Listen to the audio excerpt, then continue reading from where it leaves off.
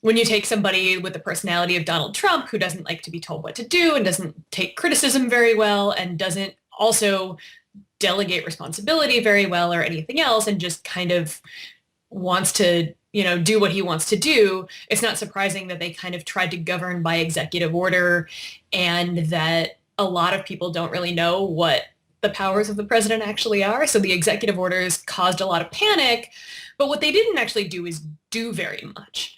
And so that's been kind of interesting to watch. And the protests, again, I expected those. I've been covering protest movements in this country, which have been steadily growing over the last 8 years. And so I expected protests. I did not expect them to be as big and as widespread and as fast as they have been. The protests that happened the day after the election, where people across the country were out in the streets, where students were walking out of their high school classes across the country, that feeds into the momentum for the Women's March. The Women's March then in turn feeds into all of these local actions that are happening everywhere. The people that rushed to the airports to protest the Muslim ban, that fed into the next round of things. The taxi workers going on strike at JFK Airport on the day of the Muslim ban, that then fed into the Yemeni business owners shuttering their businesses in what we New Yorkers called the bodega strike. And then that then feeds into today's Day Without an Immigrant. And so we watch these things roll and people are learning from each other. And now because of social media, it's just that much easier to organize something like this than it was like back in 2006, which was the last time there was a really major Day Without an Immigrant action. So, for instance, on the day of Trump's inauguration, there were massive protests in Washington, D.C. There were blockades at different entrances to the inauguration celebration by different groups from different movements. So there was a Black Lives Matter blockade that some people that I know from groups like BYP 100 were involved in. There was a blockade specifically tied to the environment and the Dakota Access Pipeline.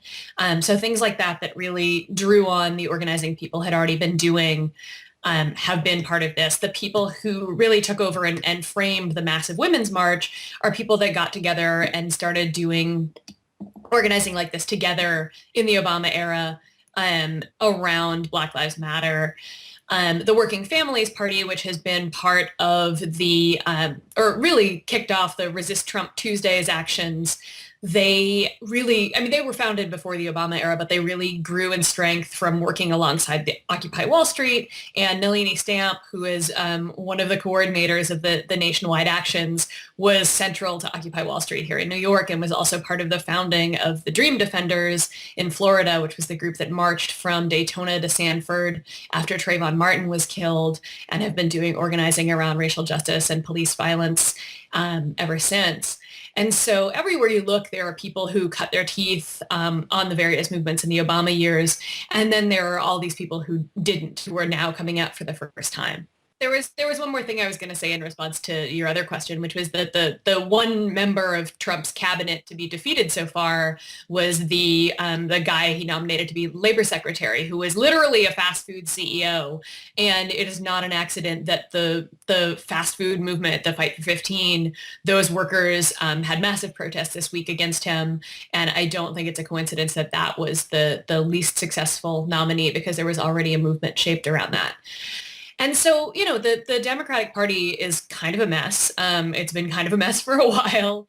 I think the smarter people within the Democratic Party realized that their strategy for winning this election was completely wrong, and that it totally failed. There are definitely people who are going to cling to their losing strategy until you pry it from their cold, dead hands.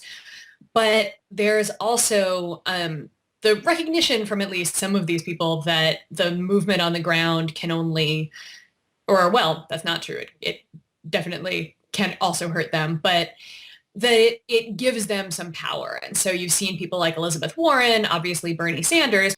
So you've seen some Democrats sort of flat-footed and freaked out by these protests because the Democratic Party doesn't really want social movements to be part of it, and others embracing it. And I guess the real question is going to be, is the Democratic Party going to get relevant or is it going to die? And I don't think that's hyperbole to say that this party is, it has lost two-thirds of state legislatures despite the Republicans' platforms and the things that the Republicans want to do being massively unpopular. But Democrats have not fought. They have not listened to what people need and what people want. They moved right.